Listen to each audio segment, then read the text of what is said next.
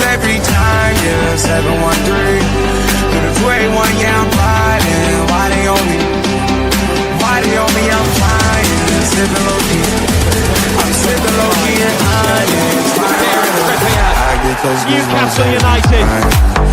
Come around, Wembley is a place for you ease my mind. You make everything feel fine. Worry about those comments.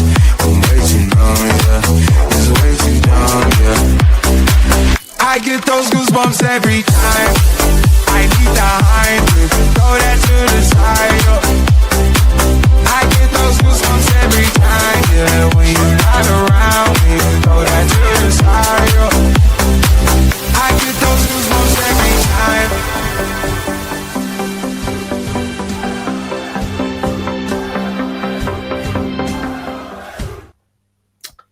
Good evening, everyone, and welcome back to Loaded Mag. NUFC, this is it. International break is done and dusted. Yes. Thank God for that. Jesus Christ. I know we haven't been playing well at the moment, but anything's better than international week. But it's over. It's over. We're back. Football is back. Newcastle United is back, and we're here to talk all about it. Boys, how are you on this fine Thursday evening? How is things? All good. It's not over till Ireland qualify for the World Cup. They've got Czech Republic. I'm going to call them whatever you want to call it. Have them yourself. But in the draw, and then if they were to win that, they would play a home tie against Denmark. So that was the draw that took place today. But yeah, you're right, Pete. Forget the international football stuff. Real football is coming back. I'm good. What I was going to ask you before the show, Chris, is why do you get to wear a coat and I don't get to wear a coat? Because I'm freezing too. Oh, mate, I got in from footy about 17 minutes ago. I got in from footy and then I had to take my daughter to a friend's house because they're going to some club thing. So I won't bore you all with that, but apparently they're going to some cool kids club thing tonight. Boise, it's called. If anyone from Liverpool, yeah, Boise apparently. So yeah. But yeah, in terms of, mate, today it was just absolutely chocolate work. I literally had about 16 minutes for a lunch break, so I quickly shoved the butty down in my face. But yeah, really, really busy. But yeah, I've been really looking forward to this. And you're right, Pete. As much as I was ready for the break from Premier League football, because it's not been great for us, I do still miss it. And I've been really looking forward to tonight's show because I just want to get back to club football. I really, really do. And hopefully we have a fantastic game to look forward to at the weekend. That's my hope anyway. But Pete, how are you, mate? And how are you feeling, more importantly? Yeah, no, starting to feel better. I was a mess on Sunday. Afterwards. Yeah, I have to say, being on the show and chatting with you boys, it did kind of perk me up. But after that, I was a mess, and yeah, it's took me the rest of the week to recover. But I'm getting there. I feel loads better. And you know what, lads? This tonight is my Friday because we're not in work tomorrow. Mate, I'm not in tomorrow. I'm not in tomorrow. Damn it. Up there. I'm sorry, Daz, but it's a long week. That's it. I'm doing the show on my own. They're not allowed on and their days off the next day. I don't like that. It's here we go. I'm sorry. I needed something to make myself feel better. So this is effectively my Friday. We get it twice in a year. It's our school, just kind of, that's how we organise it. But we love it. So is it like an inset day, Pete? Sort of. Yeah, sort of. They're kind of like days. Teachers, particular days that we know the score. We know the score. So, we know. No. No, in fairness,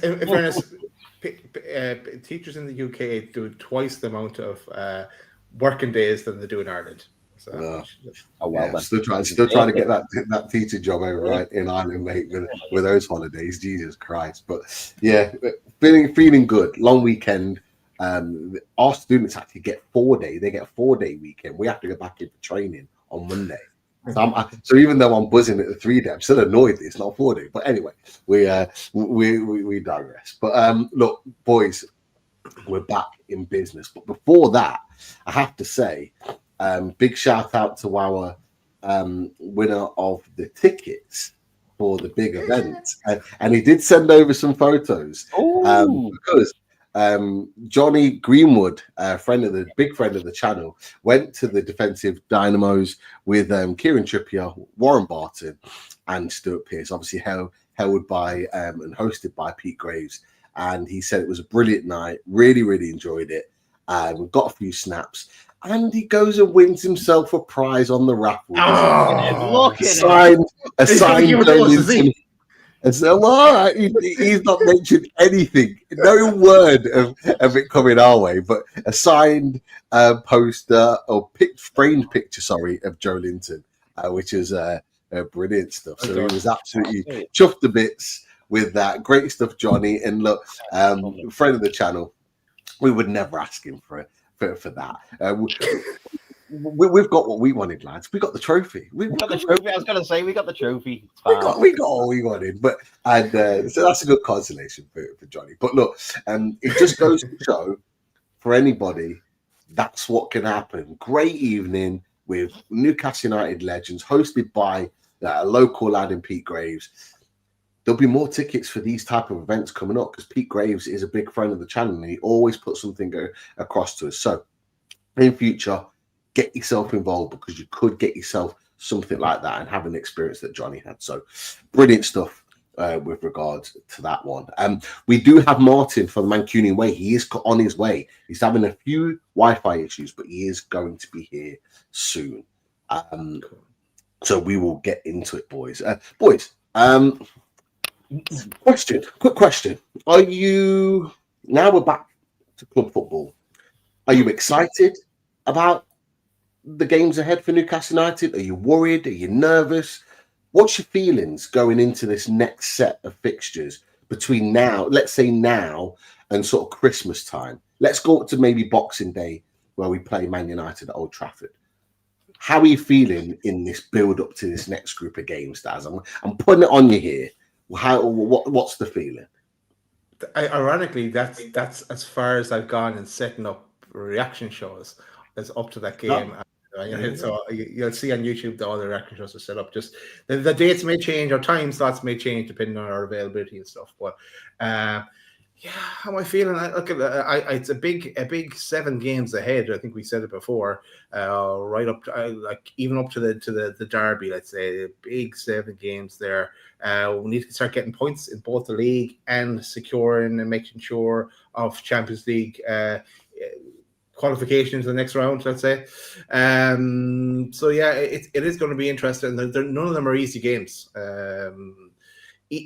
Even you could maybe think Burnley, but there's no easy games. So really, when it comes to it, we just want to start on the right footing, I guess, as we go in. And I know even I saw a clip of Pete Graves interviewing Kieran Trippier there as well. I think it was at the event that was the Legends event or whatever it was. There was some prizes and Barnes was at it, and Trips and Popey was at it. So was Eddie Howe, I think.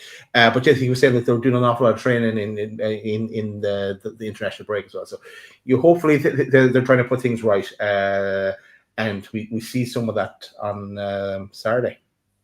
Yes, absolutely, Chris. How are you feeling in the build up to this next round of fixtures? I'm going to say my word. I'm intrigued. I'm intrigued by what's to come. But how are you feeling, mate? I can't remember all the words you used, Pete, but when you said it at the time, I remember thinking all of the above. Nervous, excited, hopeful, intrigued. Well, I'll nick that one off you.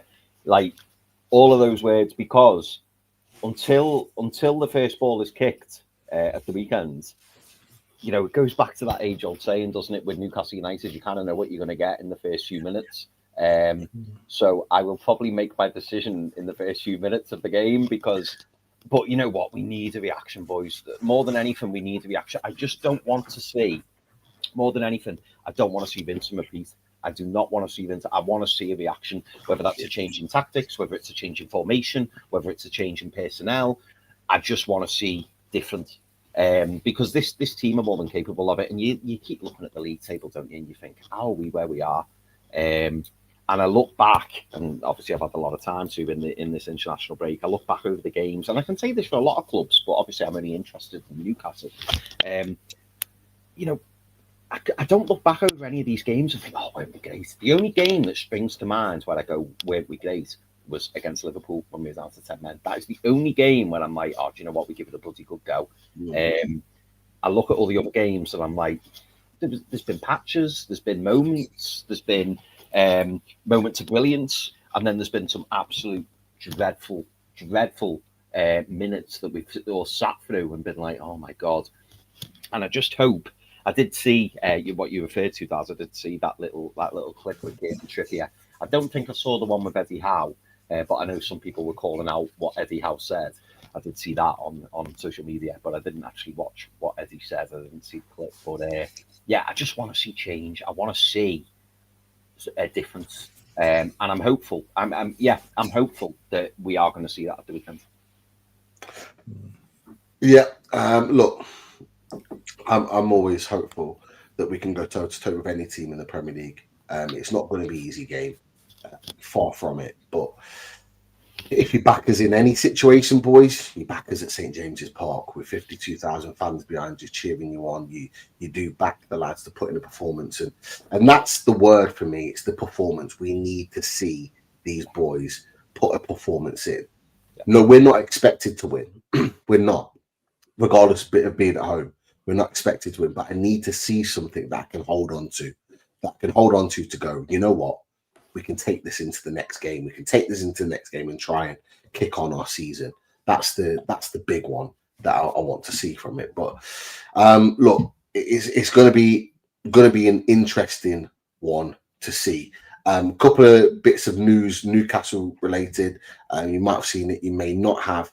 There has been an update with regards to Craig Hope this evening. He's got the information that even though Howe said Gordon was 50-50, he's got the information that he thinks that Gordon will be fit for the game and will be available. So that'll be a welcome boost, regardless of what you think of his form.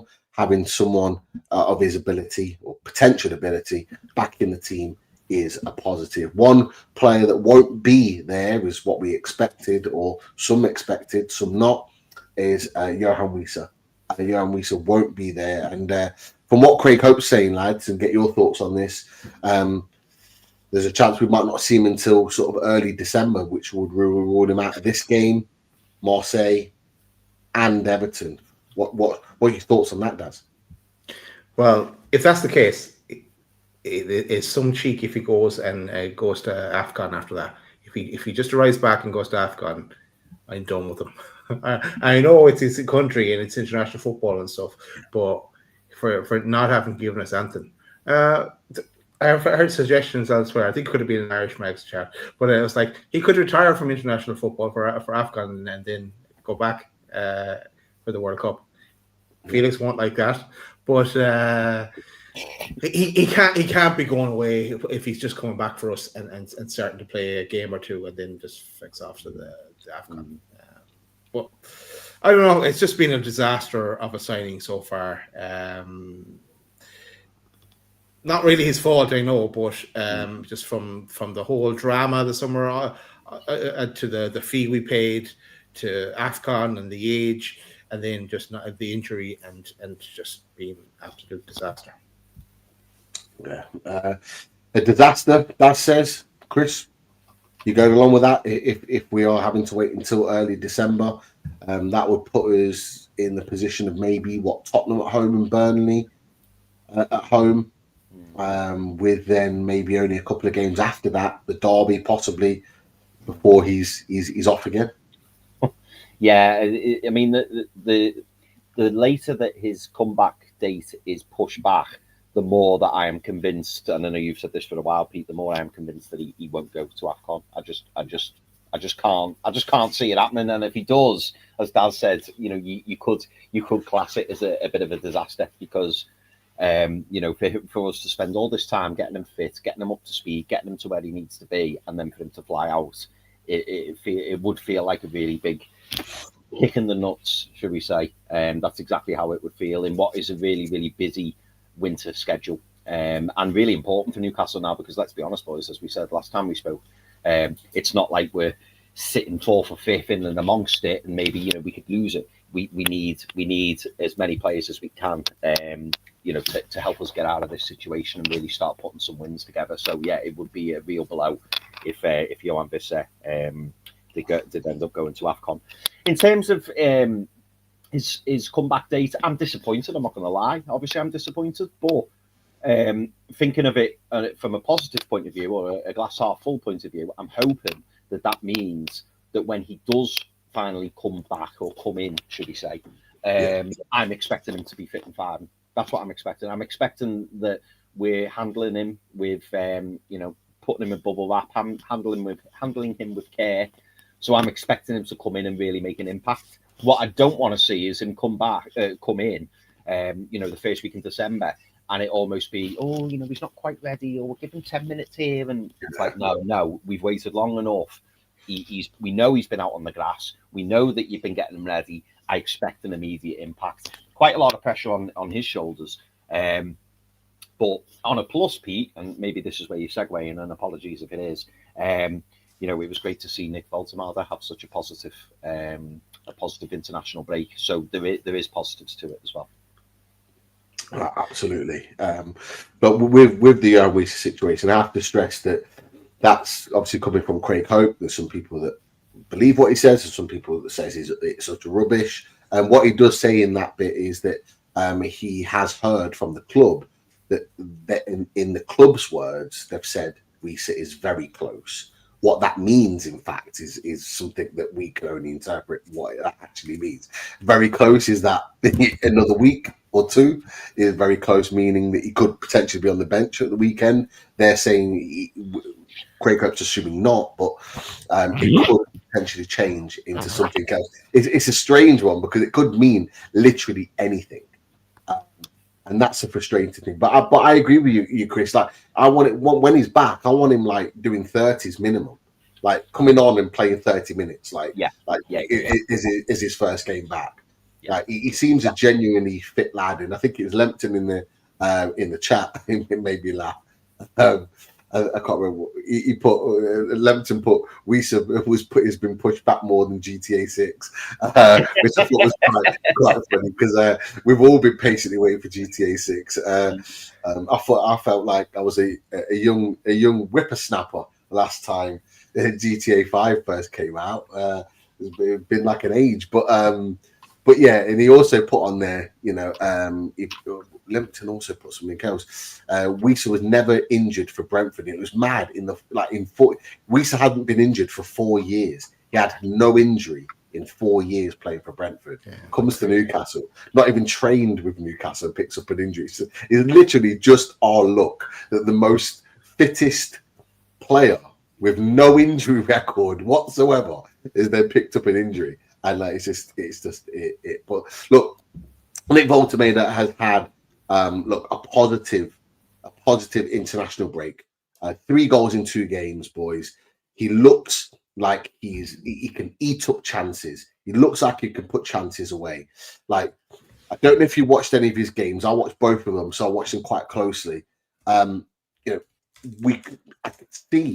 you can see the vision in what we need to do for Newcastle United to get him scoring, get players around him, get him in the box, get service in, get him going. I don't know if you boys watched the games over the international break. If so, what did you make of him? But just in general, seeing the positivity that he's getting now off the back of scoring those goals for Germany and firing them to the World Cup, that surely can only be a good thing for Newcastle United, right, Des? Yeah. Most definitely, most definitely, Pete. Sorry, I got distracted there. A few things distracted me. One, Anne is placed in order. So, Anne W, thanks for the order through the loaded shop. And 2, Chris, I was laughing at had to take off his coat because I told him his mic was catching the zip in the coat. So now you have no coat, so you're freezing like the rest of us, Chris. Love it. Sorry, carry on. I'm in the trenches with you now, Daz. I'm in the trenches with you, mate. Voltemade, what do you make of him? Did you see any anything of him, but just what does it mean to Newcastle with how positive an international break is at? Yeah, so I didn't see either game. I'll be honest, people. I did see the highlights of the goals, and what was pleasing was, he showed that, in the right system, right formation, he can score goals. If he's given the service, he can put the ball in the back of the net, and it was nice to see goals that looked, like a traditional striker would score. Obviously, we saw that with Stuttgart, haven't we? We know that he is capable of playing in that number 9 position, and whilst he's not an Alexander Isak or your traditional number 9, there's no reason why he can't play like that. And hopefully, Eddie and the coaching staff are watching that as well, because it just goes to show, doesn't it? We've heard loads of people saying he can't play the number 9. He isn't a number 9. And whilst I think as a channel we've acknowledged the fact that he's not your normal or traditional number 9, it's certainly a position he can play, and we know that if you put the ball in the box in a dangerous area for him, he can put the ball away, which he's proven. I just hope that we give him loads and loads of opportunities to show that. Absolutely. And look, whilst we're talking about Nick Voltermader, we might as well bring in our guest, because he's here, Wi-Fi and all. He is in the house, and it's an absolute pleasure to welcome back to the channel Martin of Mancunian Way. So welcome in, Martin. Welcome, Martin. Hey. Welcome back. How you doing, fella? How you doing? Yeah, not bad. Not too bad. You look like you got a bit of a smile on your face. You're bouncing at the moment. City are doing well. We'll get into that in just a second. But look, we're just having a bit of a chat on Nick Voltermader. Like, obviously, from an outsider's point of view, from a City point of view, looking outside in, what have you made of Nick Voltermader's start to life, both at Newcastle United and Germany? Like 3-2 with Germany over the international break. What have you made of him? Like, what do you think? He's impressed me more for Germany than he has Newcastle. Right. Because I think he's affected your game style, whereas I don't think he has with Germany. Yeah. That's my only thing with Voltermader. I think he's going to be a good player. Still a young lad. I think people forget how young some of these players are. Come with a big price. Well, was it big price tag in this day and age? It's kind of not normal price tags now, isn't it, for these players? Yeah. So no, I'm impressed with him. I think when I listen to a lot of Newcastle fans, it's the general consensus that comes out is he a 9 or is he a 10 or is he somewhere in between? Yeah. And I don't think Eddie Howe's figured that one out with him of where he's going to put him, because he seems to have an effect up front, but then have an effect into the midfield. Because Newcastle over the last few years, I think Liverpool have this same effect as well, is when you're not used to a direct, for example, when that comes in, that game changes slightly. Yeah. I think Liverpool have had that problem with Florian Wirtz. They don't generally play with a 10. Then you suddenly stick the 10 in and it sort of messes up your flow when you've actually got a perfectly good midfield. Yeah. So I'm impressed with him. I'm intrigued to see what his long-term position is within the Newcastle team. You know what, Martin? I think you've made a really, really good point there. I think you made a fantastic point, an observation on Nick Voltermader. And you made the point of you didn't feel that Eddie Howe has figured out what Nick Voltermader is at this moment in time and where he best plays. Now, you made a point that links to this with regards to Germany. Now, I think if you'd have watched when we signed Nick Voltermader, and Daz and Chris, you'll know this because you watched the games. When you watched Nick Voltermader in the first couple, in his first international break after he was signed for Newcastle United, you would have said that Nagelsmann hadn't figured out how to play Nick Voltermader. But you watch him now, he's figured it out.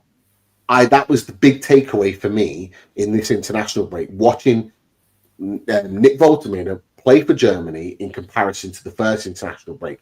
He what he's done in that moment, he's figured out how to get the best out of him. He's figured out not just him. Nick Voltermader is almost doing the same stuff, but what he's done is figured out what to put around him. Yeah. So he's changed the focus. So in that first international, he was playing Verts, as you just said, Martin, directly behind Nick Voltermader, and they were literally clashing. Yeah. They were stepping on each other's toes. Now you're seeing Florian Verts drift out to the left hand side, drift out to the right, just floating. He's got that free roll.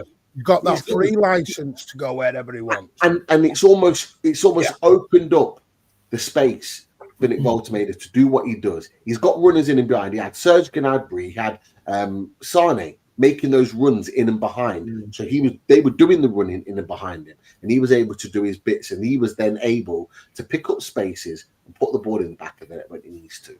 And I think it's a really good point that you've made, because I think certainly after this international break, if Eddie Howe wasn't watching it, then he should have been, because he needs to be watching what Nagelsmann's done with that. You know what I think will be the intriguing part of Voltermader is what happens when Visser's back fit.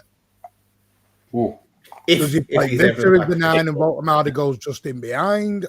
Because the trouble is with modern day football, we give everyone a number now. He's a 6, he's an 8, he's a 10, he's a this, he's a that.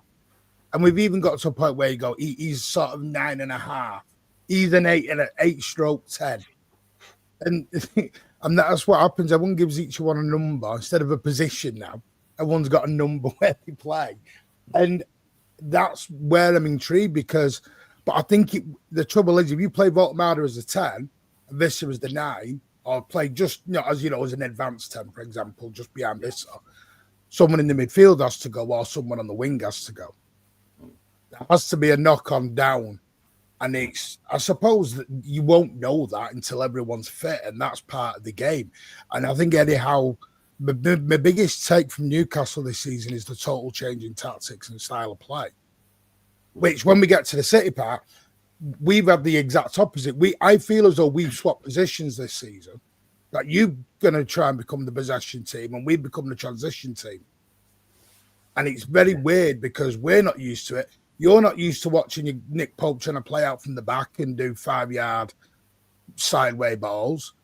Newcastle, normally they get in your face. That midfield, a lot of people say rightfully so, one of the best midfield 3 in the whole of Europe when they're on song and they're on form. So that's what I'm intrigued to see. What's the plan moving forward? What is the long-term plan? And plus, another thing you don't know is you don't know if he's going to buy more players to fit into this plan. He may have a long-term goal for it. So you're looking at Voltermader now, but you don't know what the end goal is going to be once Eddie Howe's got all his pieces in place for the jigsaw. You might only have half a jigsaw at the minute. So and that's the problem with football. And you judge it as half a jigsaw because we're all trying to find that full jigsaw. What is it going to look like? What is it? But you don't know. Because there could be a player that leaves, a player that just comes in, and you go, "Wow, right now I get the vision."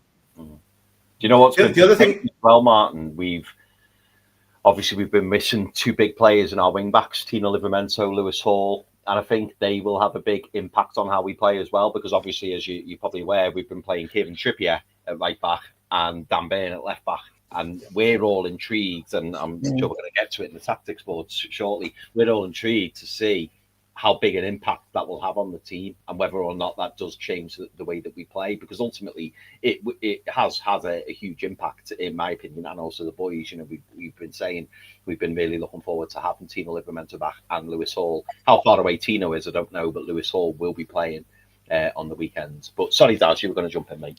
No, but it's kind of building on what Martin was saying about not having our first 11 ever on the pitch at the same time when Visa hasn't never kicked the ball for us. The other thing we kind of pointed towards as well in our analysis of games and stuff is that we're our catch races intensity is our identity, and we haven't seen that, and it's kind of playing within themselves. They only seem to be playing at 80% capacity, and we kind of pinpointed that towards the last time we were in the Champions League trying to manage so many different competitions that we just killed ourselves.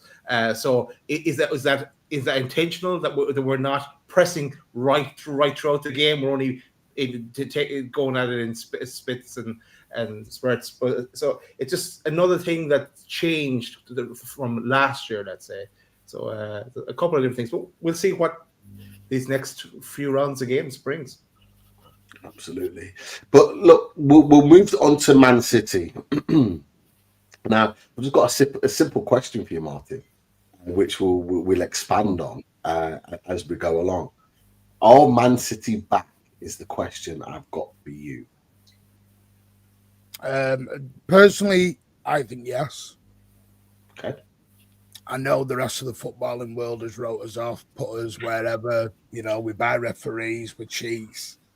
Referee gates going on at the moment. It's the usual stuff that Hey, Martin, you're speaking amongst friends here.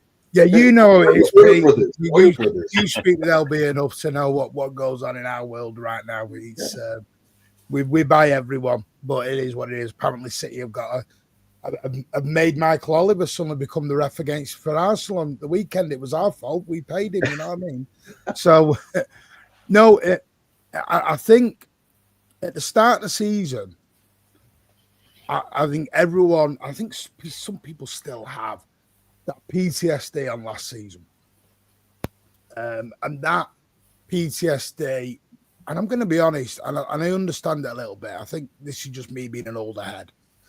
Because Manchester City have been the most dominant team for 10, 12 years in the country, when you have one season and you don't win a trophy and you finish third, that's suddenly a disaster and a nightmare and a crisis, and everyone wants to melt down. And there was even serious questions on Pep Guardiola from many in the fan base, believe it or not.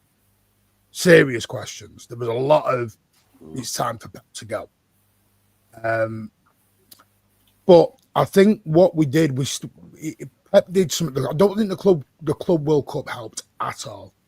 I didn't like it from the get-go. I was dead against it. I thought it was a money spinner. I think it's a lot of PR nonsense. I want to be in it, and I wanted to be out of it as soon as possible. City don't need 200 million quid. With due respect, we don't. We don't need that. Our PSR is way, way far and above anything. We don't need it. But we only played one pre-season game, which is something we've never, ever done in 7 years. We generally go on a tour like everyone does, and you play a number of games. We had the Club World Cup. Then he gave him 7 weeks off.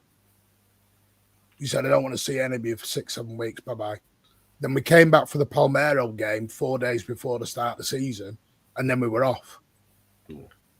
And this is where I think the transfer window doesn't help, because we still had loads of business to do. We were playing Tottenham and Brighton, and our bench still had 5 players on that would go in the next day. Yeah. And you're like, how's that healthy? We hadn't got Donnarumma in the door. Everything was still a mismatch. It was still all over the place. There was questions on Rodri. We were playing Rodri because he was unfit. He was unfit, but he was still playing because we hadn't got Nico G back to the level that he is now. And that's credit to Nico G. But I think Pep's tweaked the system, which you saw a lot, especially against your lot and Chelsea last season at home, where we were a bit more direct. We were a little bit more transition, giving up possession, because what we had to do, and Pep said this from day one, we had to get the big man more involved. For the last couple of years, he's scored goals, but he's generally been a lamppost in the box and not moved. Yeah. This season, he's in his own box, heading everything away. He's tackling, he's laying things off. He's just involved in everything. And we seem to be now getting the best out of our players. And I think last season has hurt them so much that I think Pep and the boys are like, no, we've got something to prove here, guys. City got written off by every single person, fan base in the world. We were done. Pep was finished. It was done. And I think that's hurt them. And Pep's mentioned it about 4 or 5 times as jokes, a little bit off the cuff of, well, no one races anymore. Everyone thinks we're going to finish in the top 4. We're not in a title race. And I think we're just quietly going about our jobs. And the biggest thing that I've noticed from this season is our defensive record. Everyone goes on about Arsenal being the best defensive team in the world, and they probably are. Manchester City have only conceded 3 more goals than them. And since Donnarumma's come in, we've conceded less goals in the same amount of games since Donnarumma's come in as Arsenal. So it's crazy. And you've got the big man on top who just wants to, I don't know if he's going after the 100-goal record. I don't know what he's trying to do.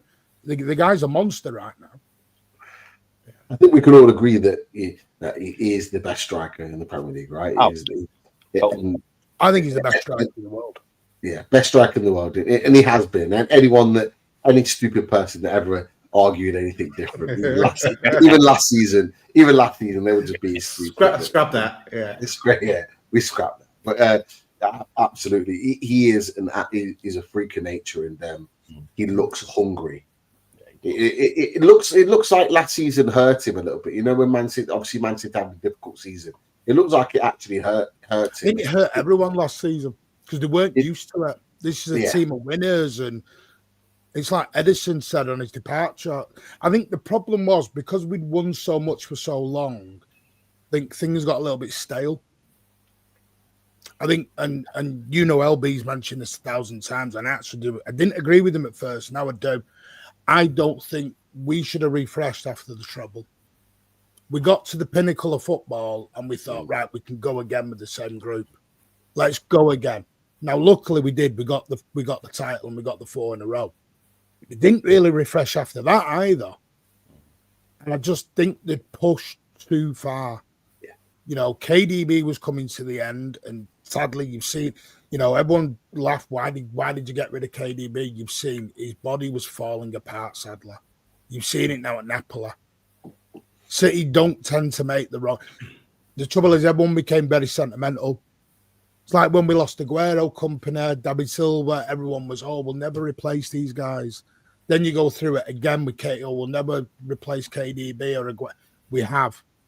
There is always light at the end of the tunnel. But people forget it took us 7 years to get to a treble level. But the trouble is I've always said the treble was a blessing and a curse. Because what now everyone did was the expectation becomes trebles. Yeah. There's been 2 trebles done in 35 years. How is that any kind of expectation? A treble is not an expectation. That's just something you land on through good form, lack of injuries, everything. Things going your way. You don't just land. You don't stand, and no one doesn't start a season and go, we win the cup. I want to win every single trophy in the world. Real Madrid have never done a treble. And now that's our standards. I'm like, get out of town. What are we doing here? It has to be the perfect season. It almost has to be, in order to win a treble, it always has to be like a perfect season. Everything has to fall into place. And that can't happen every single season. Do you know what it is? And I've said this to a lot of Newcastle fans as well. Patience. No one has patience anymore in 2025. Everyone wants things done the next day.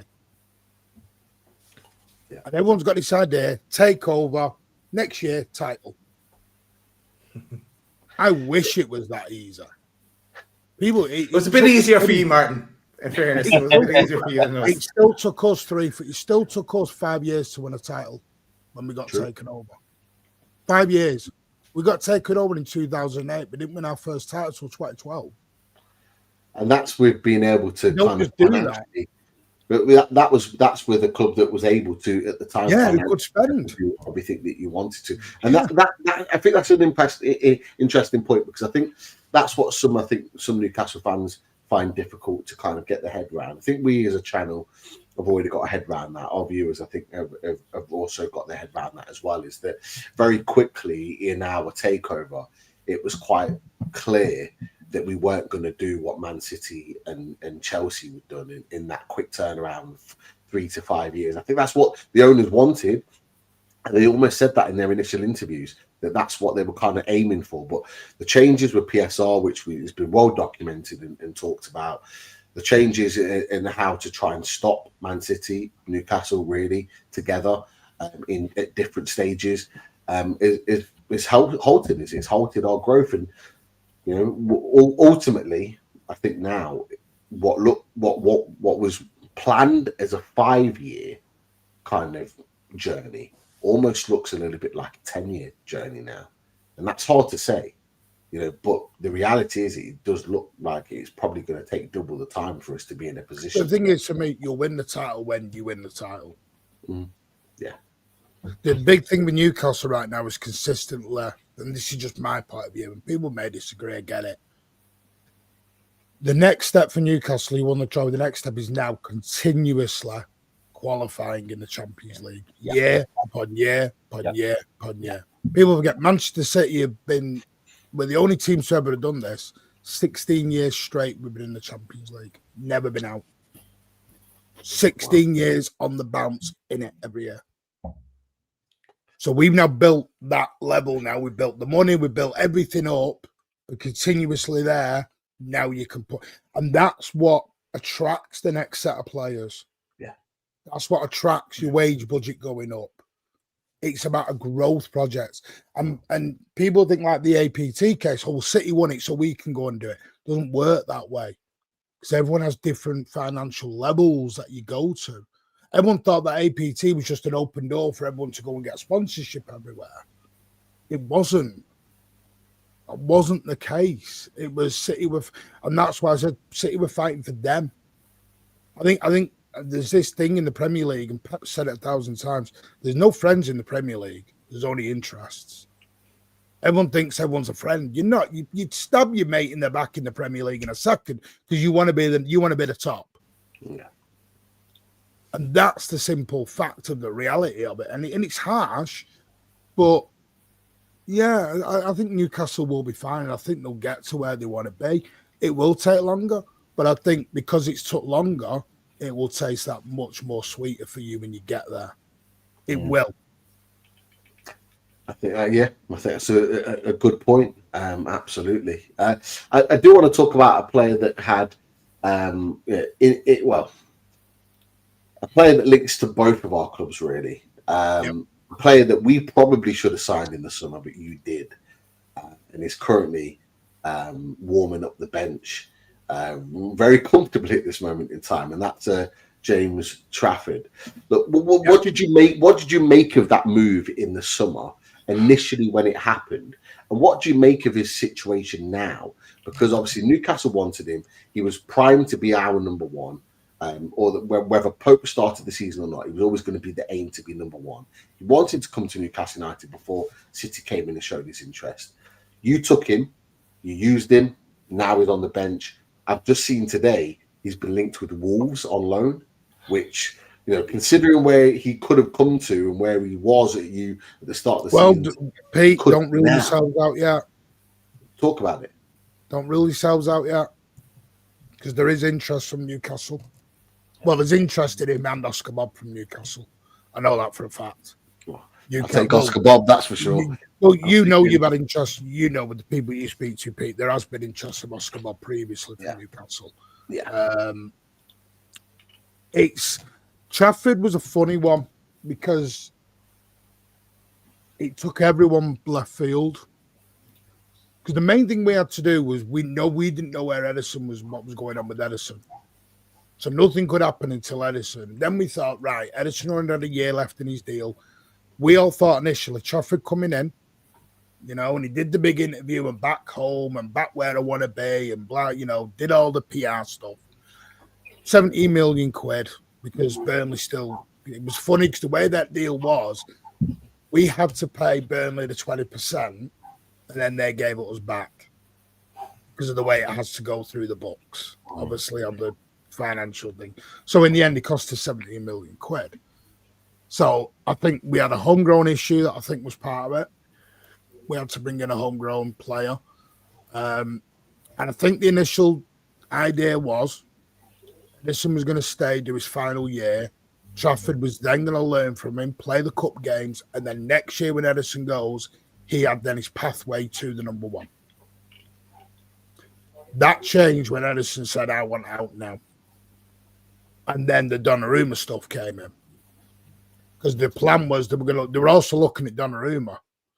The trouble is, if Donnarumma was 30, you get it. He's 24, he's 26 something.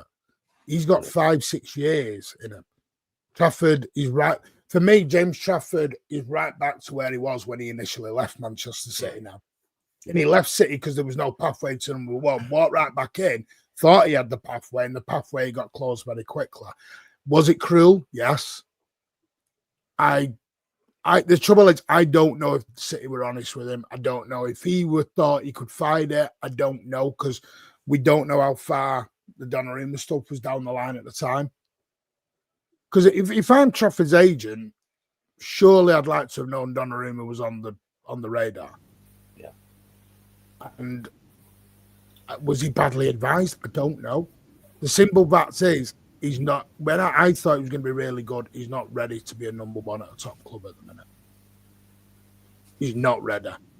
I think he's a very, very good goalkeeper. I think he will be one of the best in a year or two of consistent playing. But he was very nervous. He was great against, but Tottenham, he looked like a rabbit in headlights. He just stood there and he went, "Oh, right." And it was like the come to Jesus moment of him. Right, I'm now at the Etihad. I'm in the goals of Manchester City. What do I do now?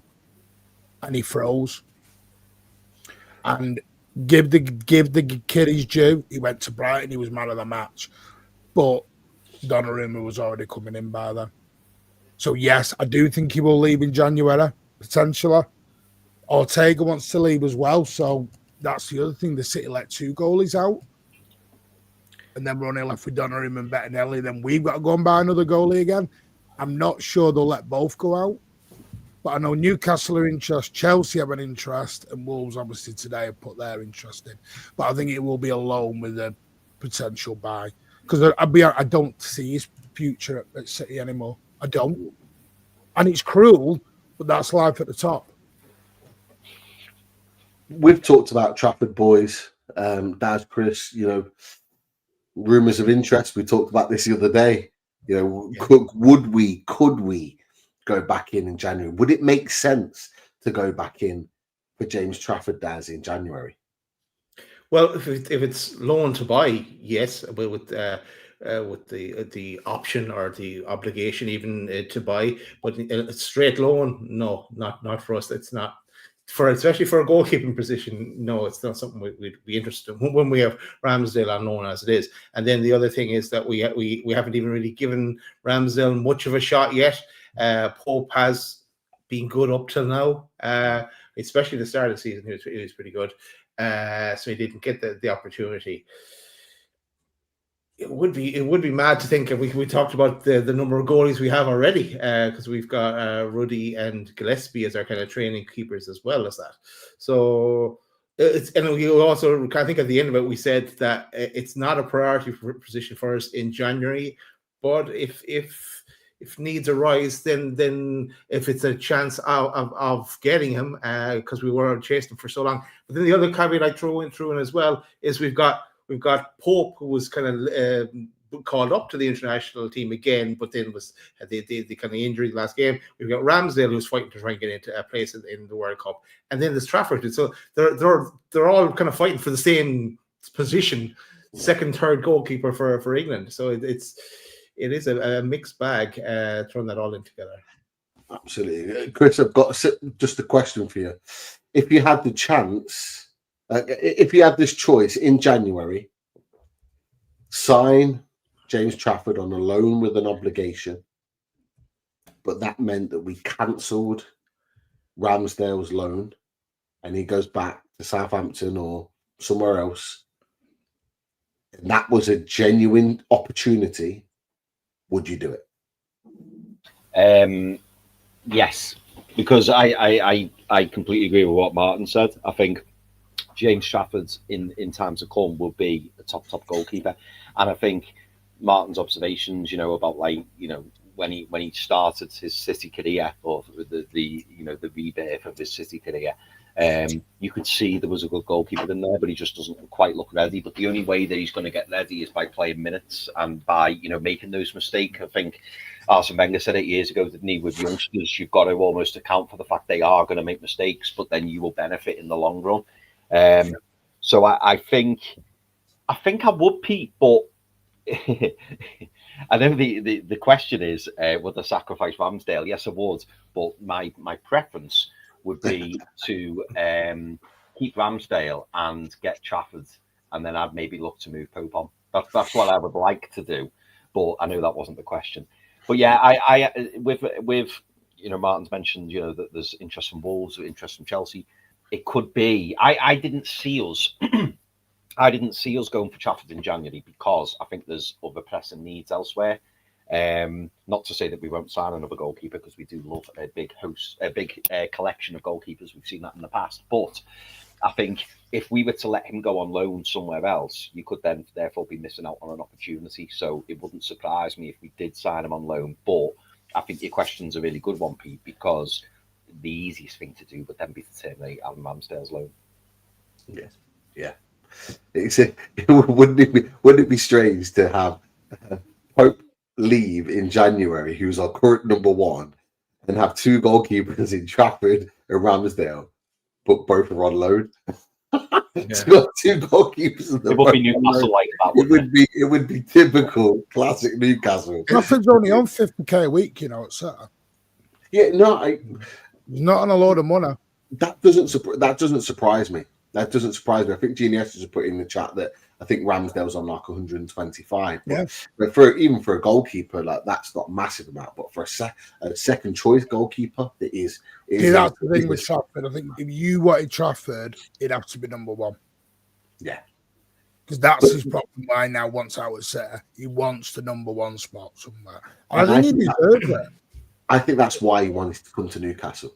Yeah, so I don't think he'll go to Newcastle and play second fiddle again. If he's going there, it'll be I'm number one, guys. Yeah. But and that was originally before you guys came to the table. That was what we had in place for him. Is that even if Pope started the season as number one, which anyhow likes to do, he always gives that player that's currently at the club the opportunity to stake their place. But that other player will always overturn. We had it with Botman, we had it with Isak, we've had it with Malik Chow, for example. That always happens. But I think he'd have to have some guarantees. It'd be the same for any of the clubs. I know we've not got much time with you, Martin, so we'll come through this next section. That's Chris.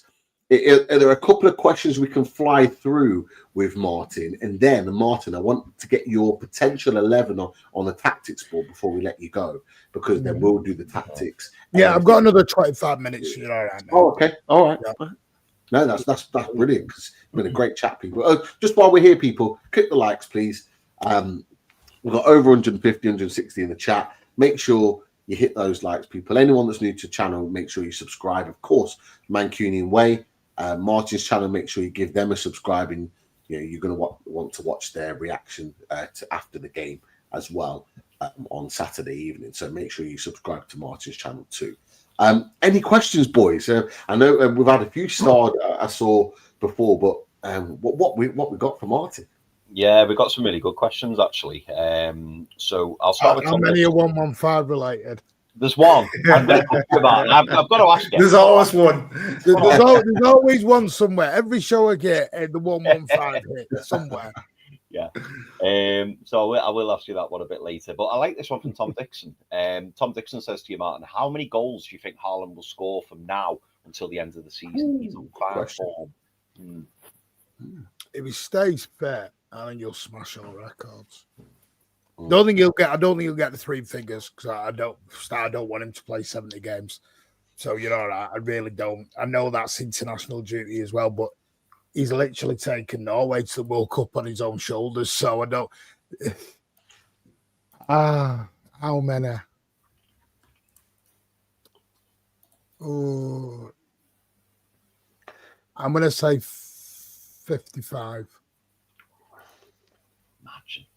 That's a monster season. How many? When he broke the record for the Premier League goals, what's he currently standing at? What's that record?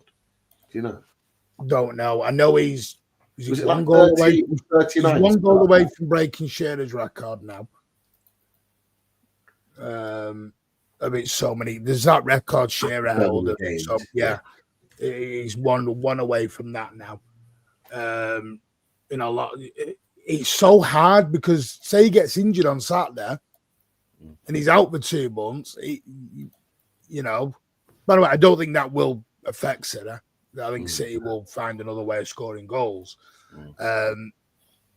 But with him, 55. I'm probably being conservative, and I'm not kidding at that. I'm being conservative. He's scoring every single game at the minute, and he looks. And the sad thing is, he never looks happy. No. He's the type of striker where And every fan does this. Get to 60 minutes, 70 minutes, 3-0 up, take him off. And yet you want to do that. Watch Haaland's reaction when you do that. He's not happy boy. He's like, I want to be. He wants to score 3, 4, 5. He's locked in. Yeah, in his mind, he's locked in. He's locked in. You know, I don't know if you've seen his YouTube channel. He's going out eating raw milk and T-bone steaks and raw honey. The guy's just, his body is just weird. He is. We joke about him and we call him a Terminator. He literally is. I don't know how he does it. I mean, there's a scary thing is he's actually got a release clause in a year and a half's time that kicks in. I mean, 200 million quid, so someone's going to have to put a chunk of change down. But right now, the sky's the limit for him. The sky is the limit.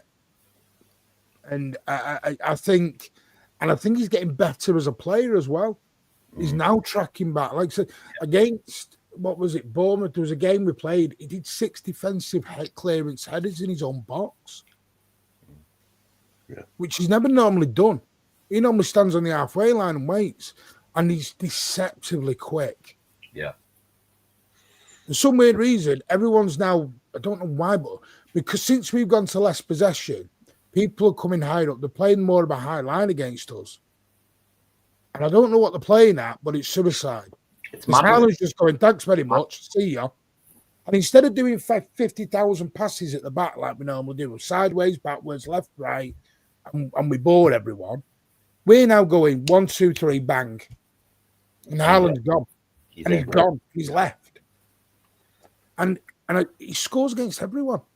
Martin, what was the game? I can't recall. It was recently where the team played with such a high line, and I think it was Shaky who put him through. Haaland, he had the whole. He had the whole. All Shaky did was flick it with his head. He was gone. Yeah, he was away. The only thing he's bad at, believe it or not, is penalties. I don't know why he doesn't like penalties. I don't know why. He's just not clinical. He's not bad at them. He's just not clinical with them. Like normally with a player, you know.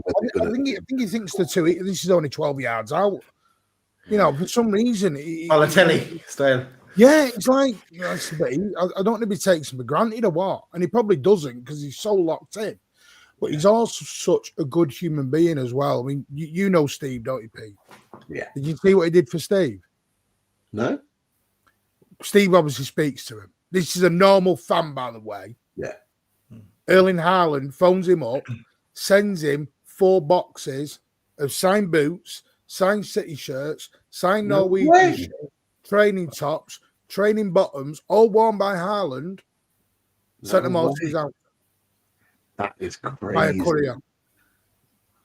Steve was buzzing. This is a world superstar footballer doing that to a fan. I'm like, this is crazy. That's like Cristiano Ronaldo rocking up to Jake's house down the road and dropping all his boots off for him and going, auction that off for charity. That's crazy. He's such a humble guy. He just doesn't buy into it. Now, obviously, you know, his YouTube channel may change. I don't know. Everyone's seen all these top footballers are getting YouTube channels now. But no, he's so down to earth. He went out on Halloween dressed as a Joker. I was seeing that. Mingling with people in the petrol station. Yeah, I've seen that. You ever seen Mbappe do that or Ronaldo do that? I'm like, the guy doesn't get, I don't think he gets that. He's famous. Yeah. Don't think he gets it. I think he just thinks he can walk around like, hey, like we all do. the guy's just built differently. That is amazing. That is amazing what he's done for Steve, though. Yeah, it was crazy. You know, and Steve managed to do a name card and we auctioned it off for charity. But it's just, wow. You're like, never known that ever. Brilliant. Brilliant stuff. So let's just hope he has an off day, boys, on Saturday. Yeah. Let's just end on that one because I know Martin ain't going to be happy with that, but we've been talking about too much. We can't. Well, Newcastle are one of the teams he doesn't score a lot against. He has done, but Newcastle are the one he doesn't score. That's what we need to hear, Martin. That's absolutely. Yeah, this is a really good one from Gene Yester. I really like this one. So Gene Yester says, question for Martin. People like Simon Jordan think that Eddie Howe is our Mark Hughes. Do you agree with that? Or do you think Eddie is someone who can take Newcastle to the next level and challenge Fortress? I'm not answering that because I'll get killed. Yes, I do agree with that. I do. Really? I do. And that's not me taking anything away from Eddie Howe. I think he's better than Mark Hughes. 100%. I think to go to the next level, I think you need that manager. If you were in charge, Martin, say Eddie Howe left tomorrow, who would you be going for if you were the Newcastle owners? Iriola at Bournemouth, I like. Glasner at Palace. My house has always been, I would have had a look at Mancini, but he's now got a job in Saudi League, funnily enough. Keeps popping up in the Saudi League, which I always have this question mark of how does he keep getting these, Saudi national now into the Saudi Pro League. I'm like, yeah, there's some. So, and there's, I think Newcastle then need to go to the next step. You now need your Mancini, Pellegrini, then go to, I suppose it's a betting process. But I think Howie's very good. I think he's a very stubborn man on his transfers, which I think all managers are. But my biggest criticism of him is, and you probably know this, from the outside, he looks so enamored with the homegrown league and the Premier League players, when you've had the most success from abroad. Your best players have all been from places abroad, and your biggest flops are the ones he's buying in the Premier League. And I'm like, have a look. I don't know if that's an Eddie Howe thing or whether that's a board thing. I don't know. But you look at I think it's an Eddie Howe thing, Martin. I think Eddie Howe wants his English players. Yeah, but look at them all. They're all from abroad. And, Malik Chow, they're all value for money. You get better value for money abroad. Yeah, 100%. Now, I understand that he wants to, but with due respect, for me, I think Alanga's a good player. Was he 60 million quid? Like, no. If I'm honest with you, whatever, no, I don't think he was. I don't know. It's because for me, your best one has been Anthony Gordon. Now I know he's off the boil at the minute, and there's rumours since that contract extension as he down tools or whatever.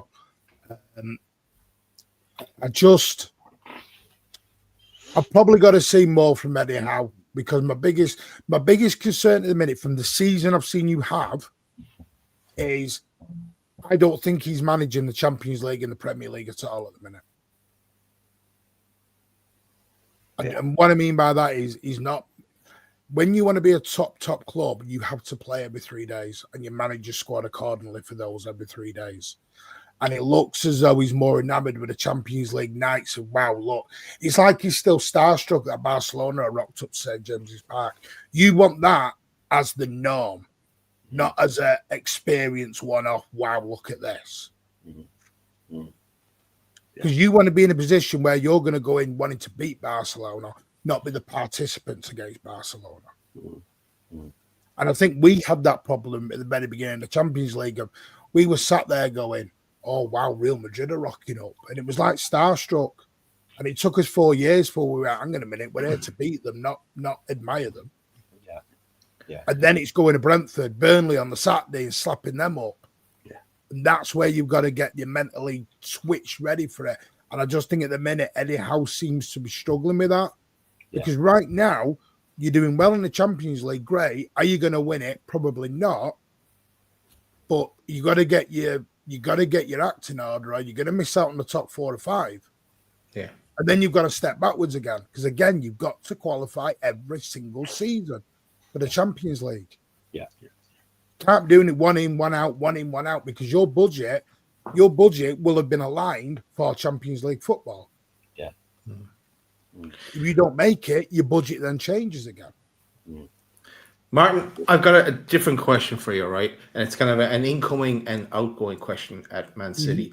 So first one is Syed El Mala, who is Football Manager 26 Wonder Kid Pete, who City have been linked with, and someone I'm bringing to my club as well in Football Manager. I just wondered, you know much about him, Martin. And the other one is an outgoing, and you mentioned him on your channel. I was watching your channel there yesterday or today, and you mentioned the possibility that John Stones may be on the move. I know he's probably we talked about him at the early stages of the takeover. He's a bit out of. I think he's 31 now, but. What anything to say on either of those players, Martin? Don't know about the first one at all. Not watched anything about him, so I can't tell you. John Stone's intriguing one. Really intriguing one. Got 6 months left in his deal. Well, 7 months. He was one of, if not Pep's first signing. I mean, I love him.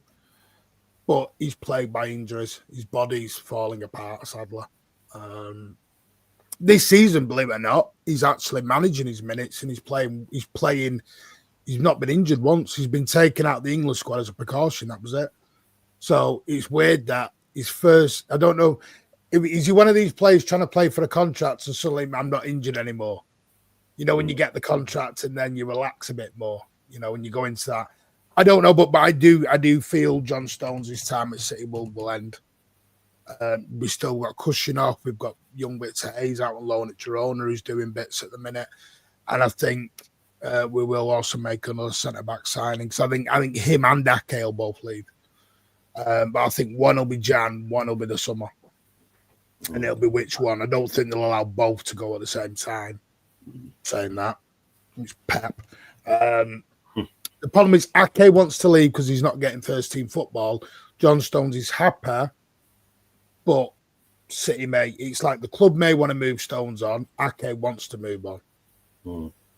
So I think it depends what suits best. But again, I just think it's time. You can't be sentimental about it as much as you want to be. And I love John Stones. Can't be sentimental about it. No. Your Manchester City's trying to win trophies. We haven't got time for sentimentality anymore.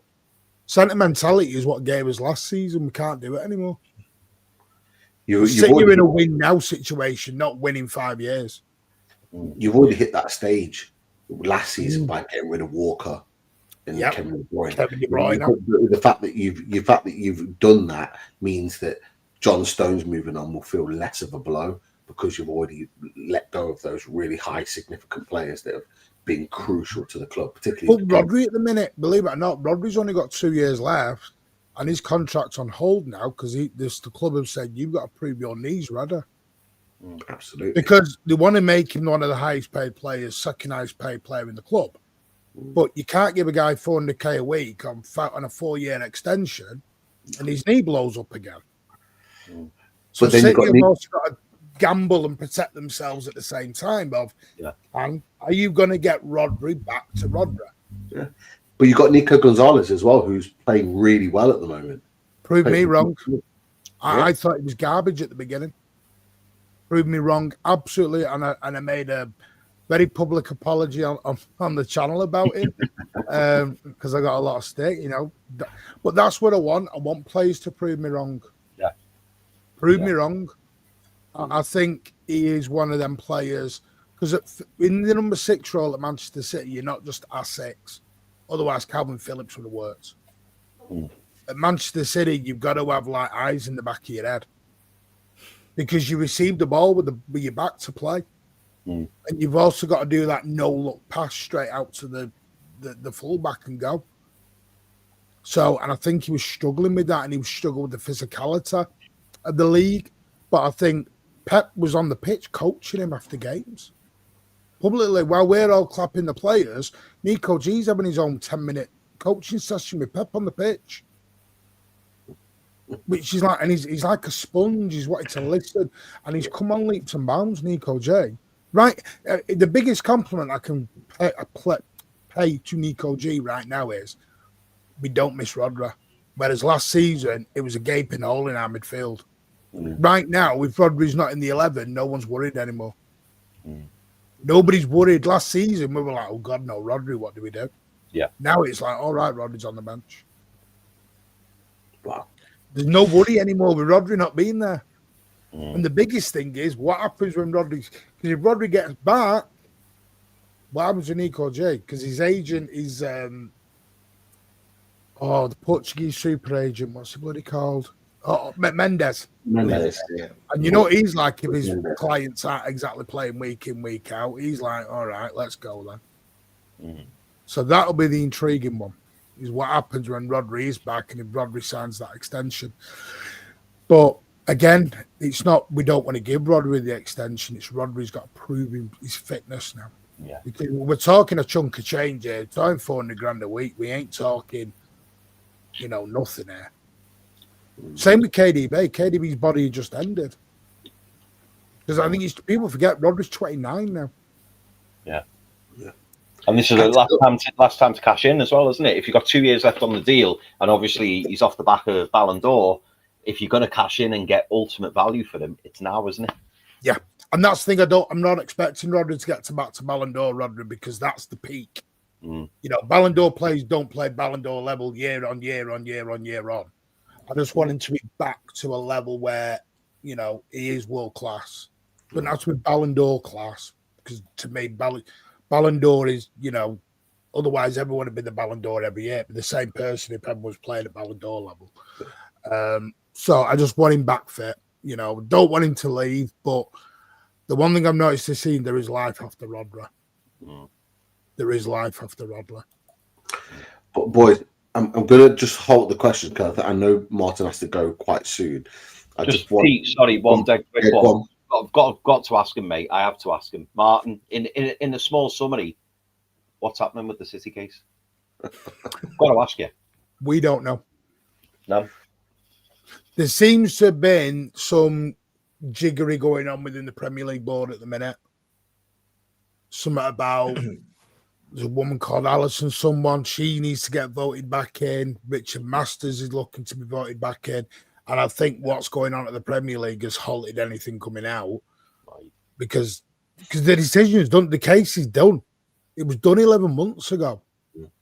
And trust me, we want this to end now. It's hanging over us like a black cloud, and we just want it moved. I think City will win it hands down. Yeah. I think City will win it hands down. City are moving forward like the one. Yeah. £1 billion sponsorship with Puma. Everything we're getting, all the sponsorship deals, the hotel, everything's moving forward. We're spending money. It doesn't look like a club who's off down a League One or going to get a 50-point deduction. The problem is now they've not done it during international break. So now you're going to have to break it during a season, during a match day week. Now, the Premier League have now put themselves in a tricky situation. If City are top by February by 5 points and you break it then, it's either going to derail the whole league or derail City. And I don't think it's good. This is not good. The Premier League have delayed this so long, it messed it all up. It's because you've got to do it before the end of the season because you've got, if say they City get found guilty of all the seriousness, you're talking demotion down to wherever. So now you're affecting all the leagues, promotions, everything. Then you're talking legal cases. And the thing is, people don't realise is the punishment hearing, there is no punishment when this decision comes out. Because there's right to appeal on both sides. And then it will go to a punishment hearing case, which will be heard by a separate independent panel. So this could be 2 more years, yeah. This could just drag on, and they said this. This could just drag on and on and on and on. Separately, there's a Premier League meeting tomorrow, so you might hear something about something tomorrow. Yeah, well, that's on the anchoring, and believe it or not, the news I've heard is some clubs are going to vote against that at the moment, and it seems all the top clubs are against the anchoring. Yeah. But that's different to the squad cost rules, is that right? Was that or kind is of that in the anchoring? kind of in the same thing, I think. Don't quote me on it. I think the problem is it doesn't benefit the top clubs, this anchoring. Benefits the lower clubs. So I don't see how they were ever going to get this passed through because Arsenal ain't going to do it. You won't do it. We won't do it. Liverpool ain't going to do it. United won't do it. This is dead in the water, trust. They're not going to get this passed through because it doesn't suit any top club. I did hear something. I did read something that that said that Newcastle were going to vote against the anchoring. Yeah, because whether that's true or not. It doesn't suit. That was a couple of days ago. Doesn't suit your model going forward. Yeah. No. All you'll do then is put another ball and chain around your ankle, and you don't want that. It helps everyone else down below. And again, back to my comment earlier on, I know every fan wants to play the comeback, and everyone's, oh, look at us, and I feel sorry. You don't feel sorry. Everyone felt sorry for City 20 years ago. Now they all hate us. Everyone felt sorry. You were the exact same. What a best fans. If anyone wins a trophy, I want it to be Newcastle. Until you start taking the food on the regular basis off the opponent's plate, then you become a nuisance. Yeah. You're allowed a one-off. You're allowed 1 day of joy. If you have years of joy, no. That's what I'm finding this season. All those clubs now that were giving us a pat on the back and a high five in March 2025 is now kind of laughing at us at the fact that we're going through a difficult period in the Premier League. And it's like, okay, that's interesting. Well, you know the best analogy I've got, and it's an awful one, but it's a very true one. You'll walk past a homeless person in the street and they'll ask you for money one day and you might give them a couple of quid. You walk past that same person for 15 days on the street and they're asking for money every day, you get a bit annoyed. That's where us and you were. We were that homeless person asking for the money. They'll let you have a day. No, you're not doing it every day, though. Yeah. That's just a fact of reality of this. No, that's fair. Yeah, it's fair. Okay. Before you go, Martin, I just want you to give me your 11 of what you think it's going to be on Saturday. So, like, here's the tactics board. Yeah. You got the squad here. Well, Donnarumma. Yeah. Standard. If it lets me do it, for God's sake. I'm going to be quick with this because I don't think we're going to change the 11 a lot. No, me the time, and I kind of don't think we will. Nico Riley left back. Yeah, he's been brilliant for you guys, and obviously he's outstanding. Well reserved now. Yeah, Nunez, who has also been outstanding at right back. Absolute revelation at the moment. I think it'll be Gabardiola and Diaz. I just saw Diaz a minute ago. Yeah, there we go. Nico G. Oh, yeah, in the middle. I would have said Bernardo Silva, but I've got a feeling he's going to go for Reinders. I think he'll put Reinders back in for this one. Are they together as a two or is it a one? How is it? No, it'll be Reinders well, you could put them together, but needs Gonzalez will be slightly deeper. Yeah, okay. More like that. Foden next to Reinders. Okay. So much more central. Yeah, well, he's been playing as a deep line 8 this season. He's been threading the balls through from a deeper distance. He's on the right, Pete. Far right. You just missed him. No, I've got this thing that I can't see. I can't see it on the screen. Okay. All right. It's all right. On my screen, I can't see it. Oh, it's 247s. Yeah. I don't know why it's for. I don't know why it's 47. The problem is I've got a little bar at the bottom that blocks me being able to see it. So that's the problem. But yeah, carry on. Haaland up top. We might as well get that out of the way. Yeah, standard. Now this is Doku will play because, by the way, he's on fire at the minute. Yeah, he's flying Doku, isn't he? Yeah, you'll watch him on Saturday. If he plays like he has been, he'll go more in the middle. Doku becomes our 10. Yeah. Which I think is a Pep Linders factor. The right's the tricky one because you got three choices out of Cherky, Bernardo Silva, and Sabinho. And I'm just going to have a complete and utter guess. I'm going to go for Sabinho. All right. But that could be Cherky or Bernardo. Yeah. The right-hand side seems to be the area we are rotating the most. Everyone else seems to be sort of standard in now. And what you'll see with that is I think we will give up the ball to you. You'll notice a really big change in center. I think Newcastle, if you go for the possession ball, it'll play into our hands because we want to play quick through transition now, which is where the Foden comes in. Foden this season is, he's not getting the GA, but he's going to like where the Nico G position is and he's knocking 30-yard balls through. Yeah. Yeah, yes, he's verbally agreed it. So that's Foden locked up. But see, the only one I have questions on is Mamouche. I don't know. We're going to talk about that tonight. I don't know where you get Mamouche into the team.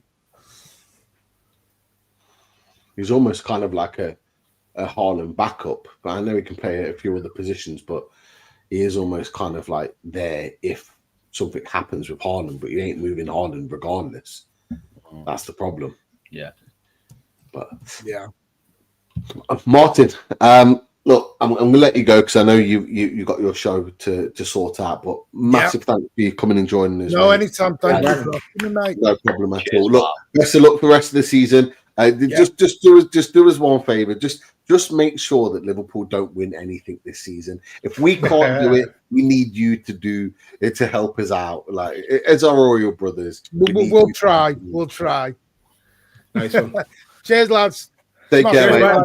Thanks for joining us. Top man. See you soon.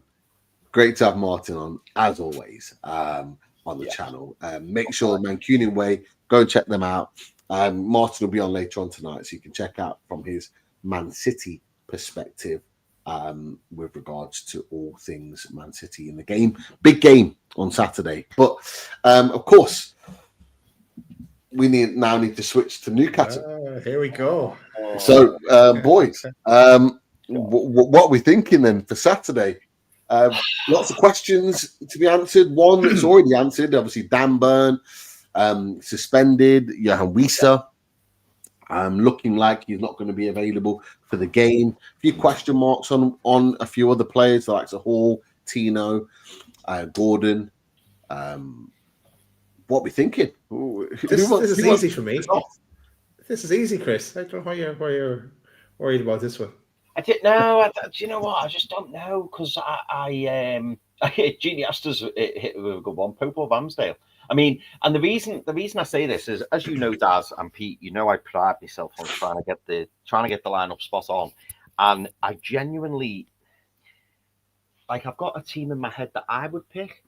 But I'm thinking about formation. I'm thinking about personnel, as I said at the start. I don't think it's a foregone conclusion. I really don't. And I think as well, what Martin raised a really good point, you know, in terms of how City line up differently. City are not the City that we've been used to seeing in recent times. And I just wonder whether that's going to play into Eddie's thinking. I don't know. Will I go first this time? Go on, Dash. You go first. And you can be on the buzzer. Come on, mate. Go on. Right. For me, I have the team in my head already. It's Ramsdale. Ramsdale starts in goal. Okay. We're playing 5 at the back or 3 centre backs, whatever you want to say yourself. So we're going to have maybe how do we put them down? But let's put Lewis Hall as the left wing back kind of position. Okay. I think Tino is going to be on the bench. So I'm going to put Trips on. So Trips there obviously in the right back position. Then I want Botman, Schär, and Malik Chow as our centre backs. What way do we like to go? I would ideally like to have Botman in the centre, but he's our most left-sided one. So I mean, to be fair, Chow can play there. Chow can play on the left. He's done that, so it could work like that. Chow's played on the left of a back two when him and Shaw were playing there when Botman was off. So that it could work. And to be fair, sorry to kind of jump in here. To be fair, you want Botman physically up against Haaland anyway, because I think physically he can match him. Maybe not for pace, but certainly for power. But yeah, we can work that out afterwards. But yeah, go on, carry on. Yeah, so then I'm switching to Tonali and Bruno. I'm not playing with three. I'm going to play with two in midfield. I want then put Big Nick there in between Diaz and Gardval there. Yeah, all right. And I want Jacob Murphy on the right, and controversially, I want Gordon back in. I'm hoping Gordon will be fit, putting Gordon back in there. That is the team I would play. I don't know if it's the team Eddie will play, but that's the team I would play. Okay. Chris, anything you would add, change? Oh. It's my turn to That's it. my turn to press a button. No, I like that team, Daz. I do like that team. I just wonder. Well, first of all, talking about the centre backs. So, well, tell you what, I'll start from the top. So I'm not sure that Eddie's going to play five at the back, whilst I understand that we probably should play five at the back because we don't want to get absolutely mauled. On the other part of me is thinking if City are going to give us the ball and City are going to try and get us on the counter, I just don't know whether Eddie's going to go forward at the back. So that's my first question mark. I'm not going to make changes as such because I like this team that Daz has put up. And it'd be interesting to get your thoughts as well, Pete. But I think on the centre-back conversation we were having, I think it makes sense to have Botman in the middle against Haaland. My only concern is that if Haaland gets through, you could argue you want your paciest centre-back in the middle because Haaland will play through the middle. But then you could argue that maybe Malik Chow can come up and sweep up if he does get in behind Botman. And physically, you probably do want Botman in that centre for this physicality, certainly. The other concern I've got is playing a midfield two against that three. That does concern me. It really does concern me. Whilst I see why you've done that, Daz, and obviously we're playing with the wing backs and having the extra centre back, that does concern me that we just get overrun. Also, I feel like this could be a game for Jacob Ramsey. I really do feel like it could be a game for Jacob Ramsey. But where do you put Jacob Ramsey? And this is the problem. And also, my last thing I'll say is, whilst I understand why Daz has put Gordon in, I don't know. I'm still pissed off at him. I'll be honest. I'm still pissed off. And I still think welcome to my world, man. Welcome to my world, mate. I almost think, you know what? Do we play Barnes? And then again, I'm going to contradict what I've been saying the past few weeks. I'm also like in my head, I'm thinking, is this a game to really throw Elanga in and just go right? Go and do the business. He's electrifying pace. And the other thing I'll mention, which is not much we can do about. Sorry, Daz. I know I'm absolutely. This is just me brain dumping. The other thing I'm asking as well is, like, as Martin said, and you boys mentioned, like, Jeremy Doku is in, like, fine form, isn't he? And I am worried about Jeremy Doku up against Shah and Trippier, but there probably isn't a lot we can do about that because is Tino ready? Do you throw Tino in? This is the issue. If he was, you'd have Tino in there for sure. But... I know. It's such a hard one, Daz. It really is, because I like this lineup, and if we are too open against City, is everyone going to go, we should have played five at the back? And I don't know. I'm really, really torn on it. And I'd love to just ring Eddie now and just go, Eddie, what are you planning on doing, mate? Because at least give us a fighting chance with this formation. If it was away from home, no questions asked, it's five at the back. I just wonder whether Eddie is going to go, right, let's match them toe for toe. Let's ask questions. Dangerous. It's very dangerous. It's very dangerous because we need a performance, and really we need 3 points, don't we? But I don't know, Pete. What are your thoughts? Because you've seen Daz's lineup, you've heard my little critique. Where are you with this? I'll tell you my lineup. It's slightly different, only slightly different, by the way. And I'm going against my better judgment here. I'm going against. By the way, Steve, sorry, can I add? Eddie Howe's going to play Nick Pope. Eddie Howe is going to play Nick Pope. I'm saying that right now. I want him to play Anthony. He's going to play Nick Pope. He's going to play Nick Pope. I'm telling you now. Yeah. I wouldn't be surprised. I'm gonna leave Ramsdale there because, to be fair, I'm not really fussed who he plays at the team. Like, you will be Saturday evening. Yeah. If I'm kicking off Saturday evening, then someone give me a slap round the face of reality. But at this moment in time, I'm not really overly fussed on who we're playing. And, you know what? Yeah, I'll leave it there. Anyway, with that, the one sort of change that I make is this, and it's going against my better judgment. This is why. This is my team, and this one here could be any of Gordon and Barnes. It could be anyone. Like, I could put Barnes there because of what he did against Brentford. So I could quite easily go that, but Gordon could quite easily be in the team. This is the team that I think Newcastle should play. And there's a reason why I think we should play this.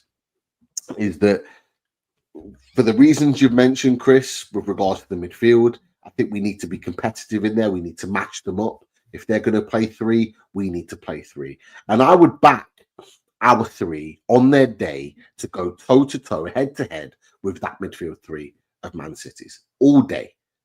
I think that physicality could override Reinders there, which is why I've gone for him and not Ramsey. You know how much I want Ramsey in the team, but I just think just being really at home, really physical, really dominating. That you look at those three players and technically they're very, very good, but they're not physically dominating. And I think we just need that in there, that physicalness about us to really kind of ruffle some feathers. So this is really the only reason why I'm putting Joelinton in, because I'm hoping he'll bring that to the table. Lewis Hall goes without question. Lewis Hall should be playing. If anyone watched him, when I watched him for England under 21s, and I know it's England under 21s, that boy looks 100% fit. Yeah. And he looks like he's sharp. He looks like he's ready to go. For me, Eddie Howe in his comments at the foundation event was almost playing it down. This boy's starting.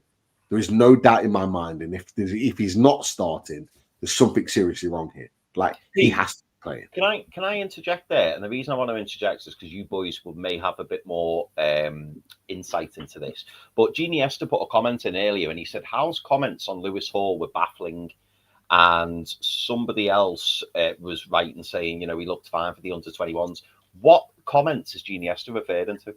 Yeah, so he made, like, so basically he was asked, I think it was by Matthew Raisbeck, BBC Radio Newcastle, like he was asked about like the injury situation and how players are looking, and he was like, he basically said that Tino Livramento, Lewis Hall, and I think he might have said one other, and I can't remember who it was, but they were basically in their early stages of coming back.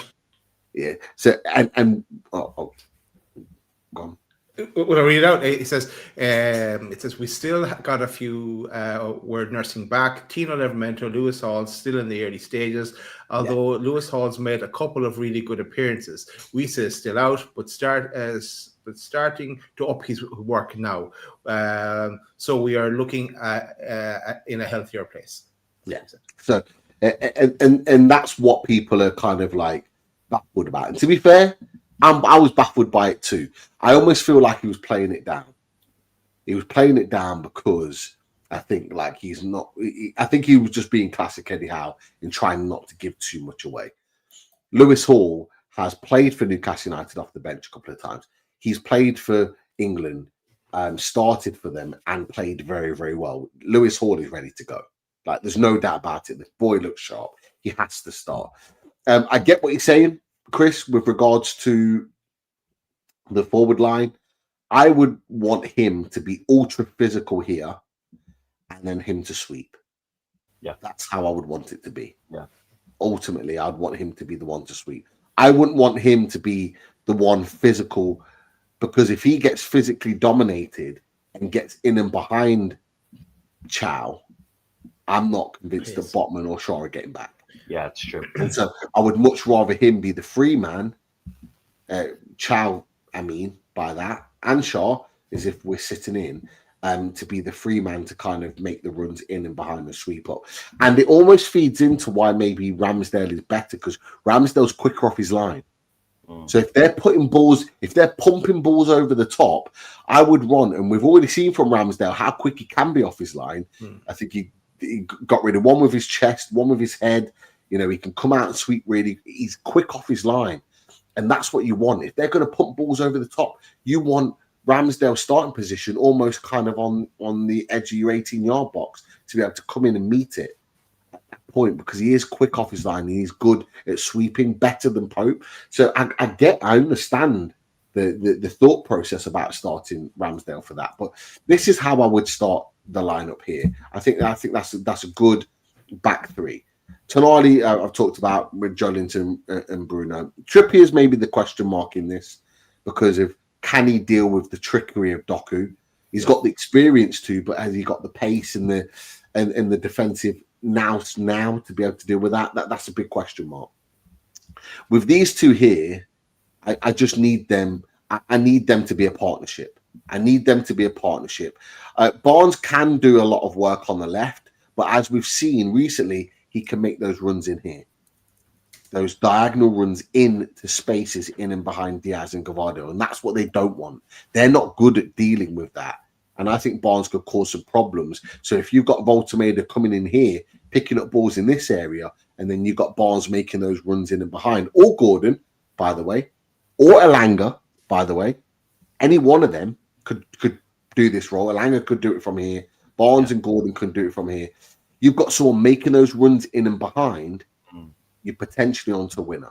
And I do believe that this, whilst we're trying to build up form and pick up points, I do believe this is a system that could potentially work for Newcastle United moving forward, not just for Man City, regardless of the result on Saturday. I think this is a formation that can actually work for Newcastle moving forward. And it's different, and it's asking different questions of the opposition, because I think the opposition know how we're playing.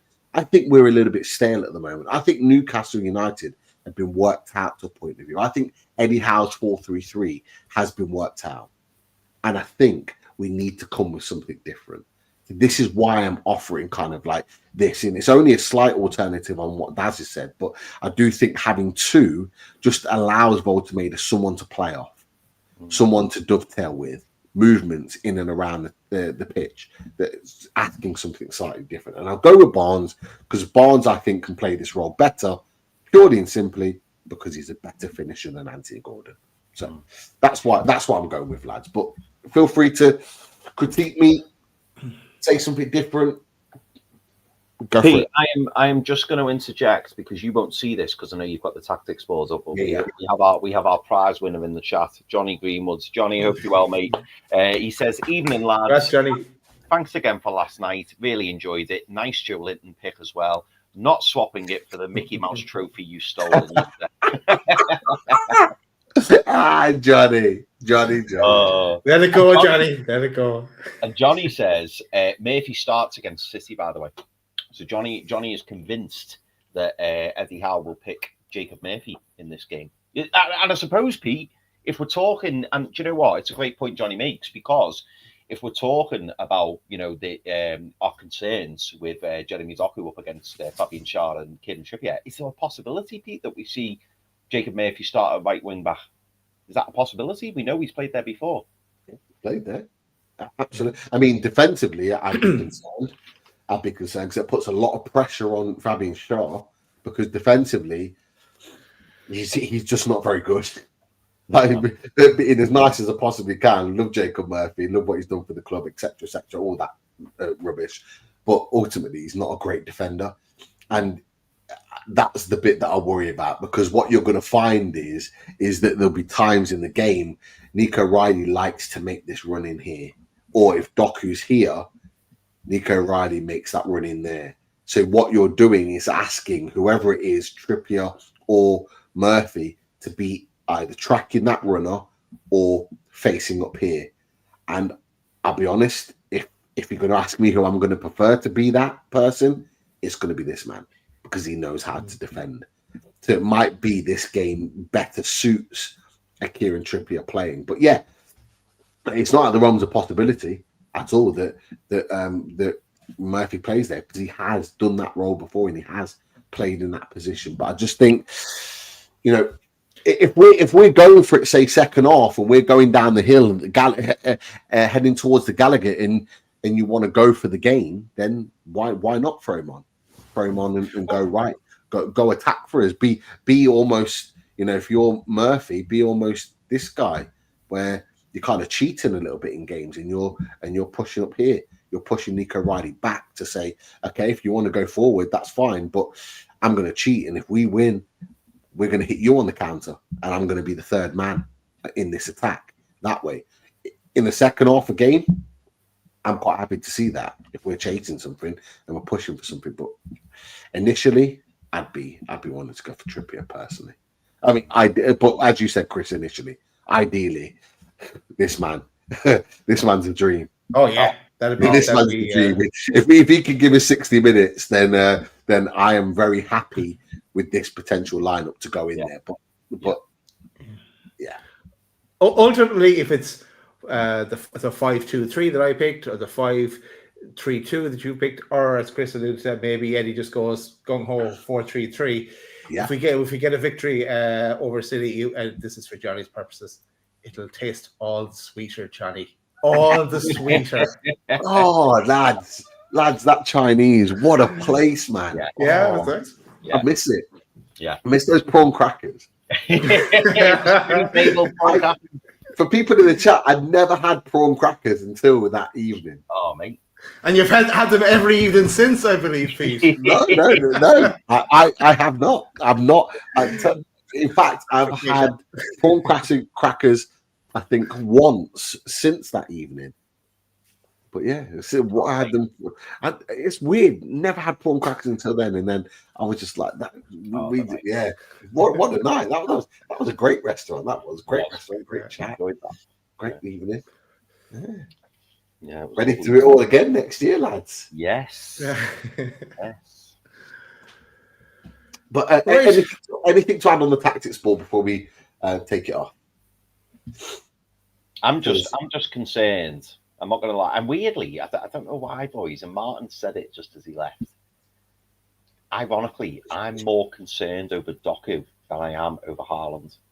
And the reason being is I think we will, defensively, I think we will be planned and prepared for Erling Haaland. And I think, you know, most teams try to do that. But Erling Haaland doesn't have a great record against Newcastle. Doku is the one that worries me. Because if Doku breaks the lines and he gets in behind, he's going to cause us problems. He really, really will. That is what concerns me more than anything. And obviously Nico O'Reilly on that left-hand side, he's been fantastic this season. Him and Doku bombing up and down that left wing could cause all kinds of problems. And then you're going to have Phil Foden also on the left, who's playing more centrally, according to Martin, and he's making those runs or he's finding those gaps. I mean, playing City's never nice, is it? Playing City is never nice. But that left-hand side is frightening. Absolutely. So we've got this potential formation here. However, just for people that might be just joining or joining partway through, we also had this alternative from that as well. So it could well be two in the midfield. So it could be one of these formations, just to kind of put it out there. And I think Dazad Gordon. Yeah, that's it. Yeah. It was Gordon instead of Barnes. So yeah, this was kind of like it could be any one of these. And to be fair, for me, I'd be happy with any one of these formations, whether it was this kind of a 3-4-3 or whether it was a 3-5-2, however it works. But we just need to see something different. And whatever happens, we can't blame Dan Burn this weekend. No, we can't. But that'll be a conversation for the Everton game, the Everton build-up, because he'll be back from suspension. He'll be back for the Marseille game, so that'll be another interesting conversation coming into there. I did see on my phone pop up not long ago. Just so you know, people might not be aware, but Sky Sports have exclusively won the rights to broadcast the UEFA Europa League and the Conference League from 2027. So basically, what if you hadn't heard? The noise is that from 2027, TNT have lost all their rights to Champions League, Europa Conference, Europa League. They've lost it all. So it looks like Paramount have won the rights for the Champions League. And it's just been announced in the last sort of 20, 25 minutes from Sky that they have the Europa League and Europa Conference League. So they are actually going to be split across multiple channels, which if anyone hasn't got Paramount, I'm sure the Paramount subscriptions will be rising in the next couple of years, or not. Who knows? Legal means, of course. But yeah, interesting on that, and could absolutely in the next couple of years affect Newcastle United of where we're watching them, fingers crossed, in terms of European football, whether it's Paramount or Sky Sports. So just wanted to throw that out there as something of interest in terms of news. But yeah, Sophie's put great, more subscriptions. Yeah, that's the reality. So I don't actually know what TNT Sports would offer now from 2027. So it might well be that TNT gets cancelled from a lot of people. Yeah, so interesting. Very interesting. But yeah, just want to throw that out there. Anything to mention, boys, before we come to predictions, before we wrap? There's just one thing I want to mention, right? And it's not Newcastle related actually, but it's just I'm just like, I was listening to the radio on the way to footy earlier, and I just wanted your boys' very, very quick opinion on this, because I just found this absolutely mind-blowing. Like, I heard somebody on the radio today say that Liverpool can't and won't win the title because they can't win 27 games in a row. And I just find that baffling. I find that baffling, not because Liverpool can't win 27 games in a row, because I don't expect them to win 27 games in a row. But it's almost, why are people talking like Arsenal are just not going to drop points when they've just dropped points against Sunderland? Like, as in, it's done. I find it mind-boggling. I cannot believe that people are saying that, you know, like it's a 2-horse race already. I think it's 11 games in. How can people make that observation? And this is what I'm clinging on to hope that top 4, top 5 isn't over, because I just think it's so early, and I still believe, you know, that it's wide open. But people saying, "Oh, Liverpool can't win 27 games in a row," and neither can Arsenal. Neither can Arsenal. Do you boys find that baffling, or is it just me? And does anyone in the chat find that mad? And also, yeah, Claire G, great comment, by the way. Gabrielle's out. Are you listening to Everton radio again, Chris? TalkSport it was. Oh, TalkSport, okay. Yeah. No, just curious. I don't bother listening to radio anymore. I listen to podcasts when I'm driving.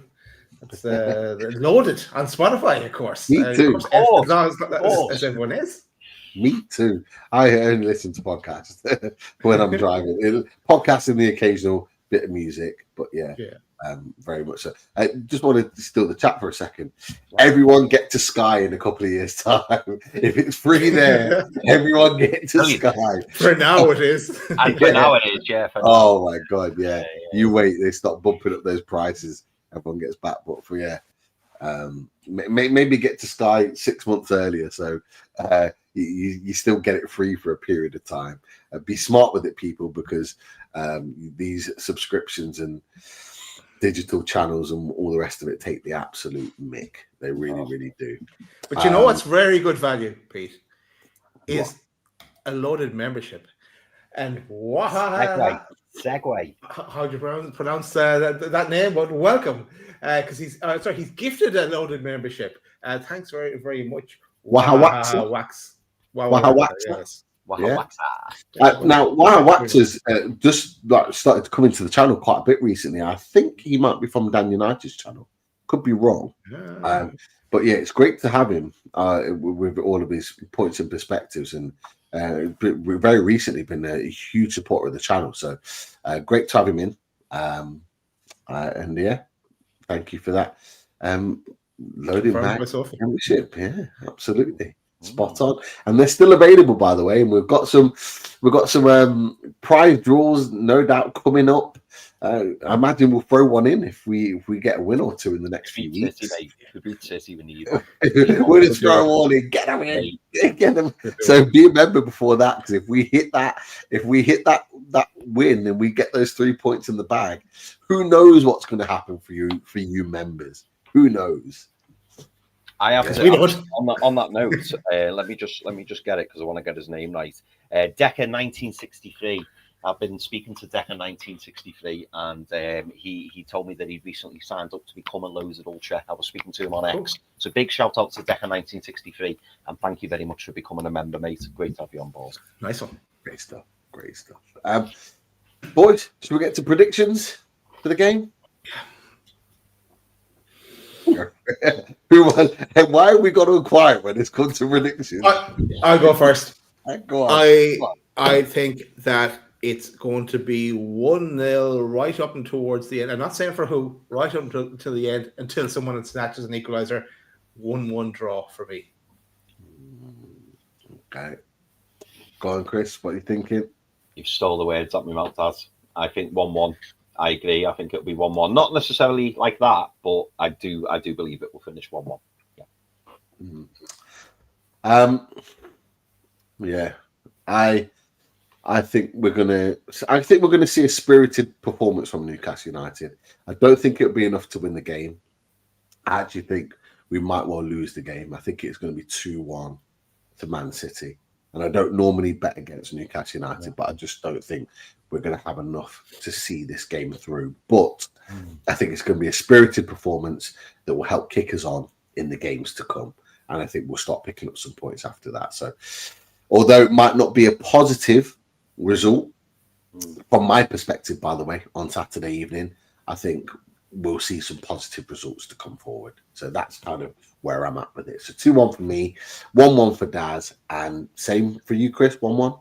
1-1. Yeah, I'm saying 1-1. People in the chat, put your predictions in, what you think the final score will be.